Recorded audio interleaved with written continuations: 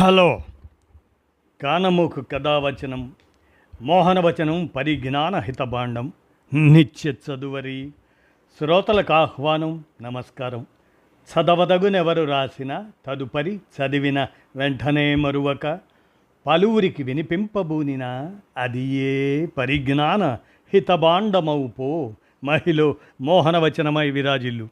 పరిజ్ఞాన హితభాండం లక్ష్యం ప్రతివారీ సమాచార హక్కు, తెలుసుకునే హక్కు కూడా జీవించే హక్కుతో సమానం అనే స్ఫూర్తితో కర్లపాలెం హనుమంతరావు విరచిత అంశంగా శ్రమైక జీవన సౌందర్యం అనేటి ఈ అంశాన్ని మన కానమోకు కథావచన శ్రోతలకు మీ కానమోకు స్వరంలో శ్రమయేవ జయతే, శ్రమైక జీవన సౌందర్యం.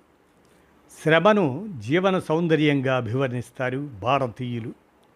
మన పురాణాలు, ధార్మిక గ్రంథాలు శారీరక శ్రమ ప్రాధాన్యాన్ని పలు సందర్భాల్లో నొక్కి చెప్పాయి. మహాభారతం శాంతి పర్వంలో భీష్మ పితామహుడు ధర్మరాజుకు రాజధర్మాలను బోధించే సందర్భంలో అదృష్టం శ్రమించేవాడి వెంటే నడుస్తుంది అని అంటాడు. జగద్గురువు భగవద్గీతలో ప్రబోధించిన కర్మణ్యేవాధికారస్తే ఆ ఉపదేశంలోనూ శ్రమశక్తి తత్వాన్ని నిక్షిప్తం చేశారు. ఫలితం విధికి వదిలి పని మాని కూర్చున్న వాడిని సమాజం పనికి మాలిన వాడుగా పరిగణిస్తుంది. ప్రపంచానికి కావలసింది పనిమంతుడు కానీ సోమరి కాదు. కడునిల పురుషార్థపరుడు కావలే అన్నాడు సుమతి శతకారుడు. ఉద్యమేవ హీ సిద్ధ్యంతి కార్యాణి నా మనోరథై అన్నాడు భర్తృహరి. సంకల్పం ఉన్నంత మాత్రాన మనోరథం నెరవేరదు. దానికోసం కష్టపడి పని చేయాల్సిందేనని దానికి అర్థం. సాధనమున పనులు సమకూరు ధరలోన అన్న వేమన పద్యానికి అదే అర్థం. కేవలం కోరికల వల్ల ఫలం సిద్ధించదు. వాటిని నెరవేర్చుకోవడానికి శ్రమించినప్పుడే ఫలితం దక్కుతుంది. కష్టే ఫలి అని కదా పెద్దల వాక్కు.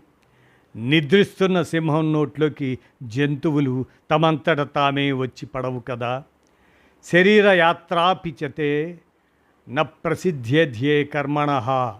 పనికి బద్దకిస్తే కనీసం శరీర పోషణ కూడా సాధ్యపడదు. శ్రమ విషయంలో బుద్ధుడు వీణ తీగ ఉదాహరణ ఉద్ఘాటించాడు.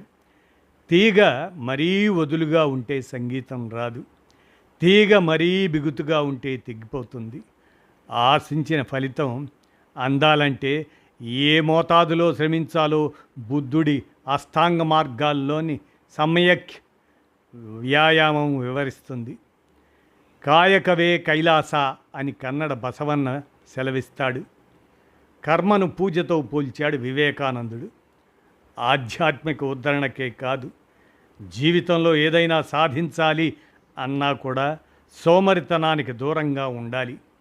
జపనీయులు కళగా భావించిన శ్రమను భగవద్గీత యజ్ఞంగా తలపోసింది.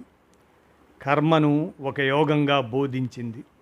క్యాపిటల్ కర్త కార్ల్ మార్క్స్ మనిషిని జంతువు నుంచి వేరు చేసేది శ్రమించకుండా ఉండలేని గుణమేనని సూత్రీకరించాడు మార్క్స్. కూర్చొని తినేవాడి కన్నా శ్రమించి సంపదను సృష్టించేవాడికే సమాజంలో గౌరవం దక్కాలని వాదించాడు ఆర్థిక తత్వవేత్త. సృష్టి చక్రానికి శ్రమ ఇరుసు లాంటిది. ఇరుసు లేకుండా బండి ఎలా నడుస్తుంది? నిరంతరం శ్రమిస్తూ సంపదను సృష్టించడాన్ని ప్రతి ఒక్కరూ తమ నైతిక బాధ్యతగా భావించాలి. ఆ దృక్పథమే పలు దేశాల అభివృద్ధికి మూల కారణం.